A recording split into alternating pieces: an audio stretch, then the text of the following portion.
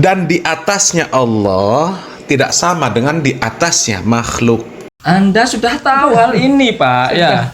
Anda sudah tahu hal ini, tapi kenapa nggak mikir, Pak? Atasnya makhluk dengan atasnya Allah itu beda. Karena Assalamualaikum warahmatullahi wabarakatuh. Halo teman-teman, ketemu lagi dengan dua Bang Deso ya di channel Mr. Coach. Yuk mari kita ngobrol di channel ini. Siapkan kopinya yang kental, ngoleh pikir dengan share serius sampai santai. Antum lihat pengajian kalau acara Isra Mi'raj. Nabi ketemu Allah kemana? Ke atas. Ke atas. Sudah dekat. Semua dai-dai seperti itu. Iya. Mengatakan demikian. Karena memang fitrahnya Allah di atas. Orang sudah tahu semuanya. Nah, kalau bilang Allah di mana-mana, ngapain ke atas? Ya. Ke kanan, ke kiri, kemana-mana ada. andaikan nih kita iakan Allah itu di atas, ya. Buktinya mereka membuktikan ketika Isra Mi'raj itu. Gini, Pak, apakah sama atasnya Allah dengan atas versi makhluk? Tuh, ya kan? Ya, Anda pasti akan menjawab nggak sama. Nggak sama, jelas, atas versi Allah dan atas versi makhluk itu nggak sama, kan begitu? Sedangkan di ayat itu Allah menjelaskan atas versi Allah tuh. Selama ini yang kalian bahas itu atasnya Allah sama dengan atasnya makhluk tuh. Ya Allah di sana.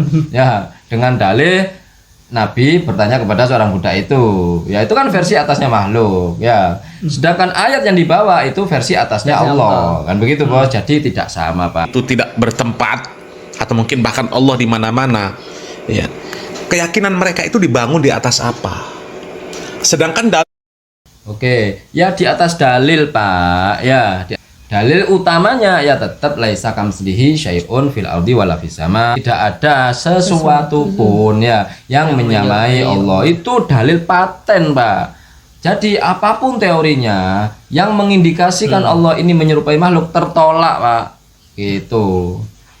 Jadi Allah tidak bertempat, memang tidak bertempat, Pak, kan gitu. Tempat itu makhluk, Pak, kan gitu. Masa Allah bertempat? Ya gitu, Bos ya. Oke, kalau Anda kekeh Allah itu bertempat, ini kan masalah akidah. Berarti kalian dilarang mentakwil. Sekali lagi kami sampaikan, kalian dilarang mentakwil karena ini berhubungan dengan sifat-sifat Allah, Bos ya. Nah, kalau kalian memang meyakini bahwasanya Allah itu di atas aras versi makhluk, Bos ya. Kemudian bagaimana penjelasannya? Allah lebih dekat dari watan nadi, nggak usah ditakwil, kan gitu, Bos ya. Nggak usah ditakwil. Kemudian wa huwa ma'akum ainama kuntum. Allah itu berada bersama kalian. Allah itu bersama kalian, garis bawah yang ini, dimanapun kalian berada. Nggak usah ditakwil, jangan takwil-takwil. Kemudian Rasulullah pernah bersabda, kalau sholat jangan meludah ke depan karena Allah ada di depan kalian. Jangan ditakwil. Oh, aja. Kalian kan orang takwil, bingung kalian kan Allah di mana ini? Nah, jadi yang berkesimpulan Allah itu di mana-mana kalian. Wong kalian melarang takwil, bos ya. Kayak gitu, Pak. Jadi kaidah Anda ini batal sebenarnya secara ilmiah gitu loh. Karena menabrak ayat paten laisa kamitslihi syai'un fil ardi wala fis sama gitu, Pak. Kalau kami, Pak, secara bahasa tuh tidak usah ditakwil. Masalah istawa itu kalian sudah nggak jujur. Ya, Dari Pras mengartikan istawa itu bersemayam. Ya, Syekh Ahmed Al-Misri juga mengartikan bersemayam. Padahal di dalam lafaz bersemayam itu ada beberapa makna, 8 makna mungkin, Bos ya. Kadang Allah bersemayam itu apa? Kadang duduk-duduk, kadang selonjoran, kadang tiduran, Bos ya. Bersemayam, kadang disemayamkan. Terus apa ini bersemayam? Allah ikut yang mana tuh di antara arti yang banyak itu? Satu yang kalian ambil dari arti kata bersemayam itu sudah menyerupai makhluk. Satu saja, apalagi diambil semua.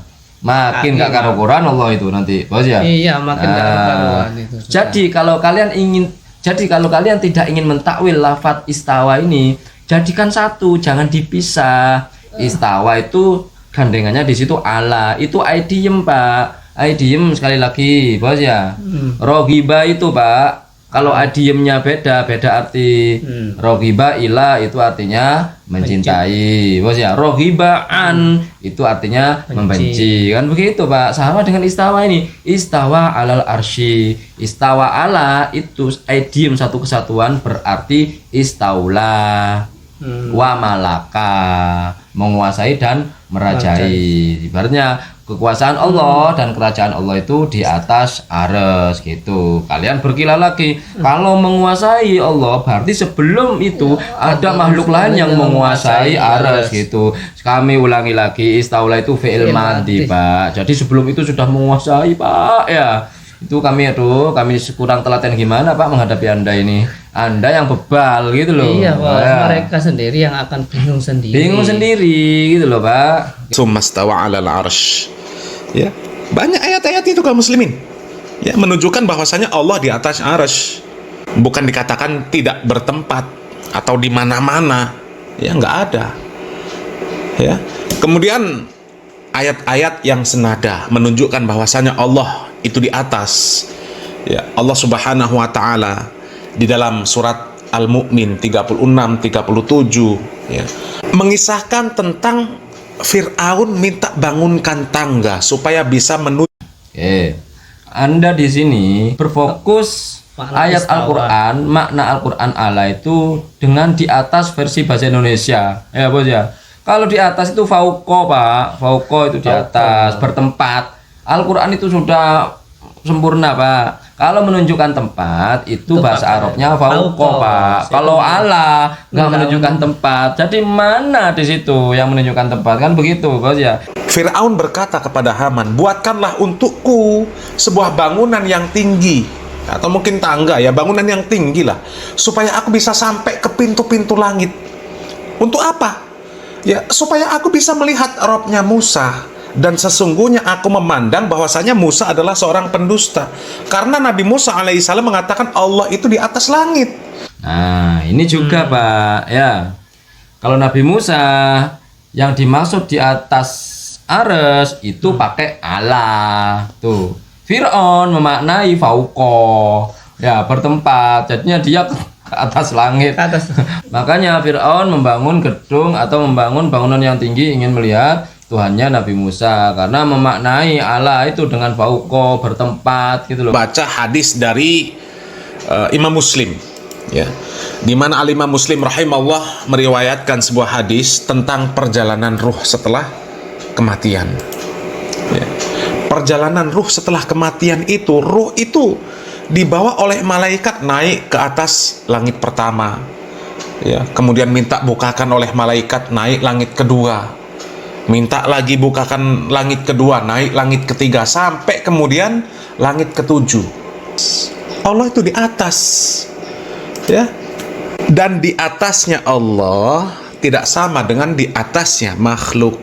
Anda sudah tahu hal ini Pak ya, Anda sudah tahu ini, tapi kenapa nggak mikir Pak? Atasnya makhluk dengan atasnya Allah itu beda. Karena laisa kamitslihi syai'un wala bisama.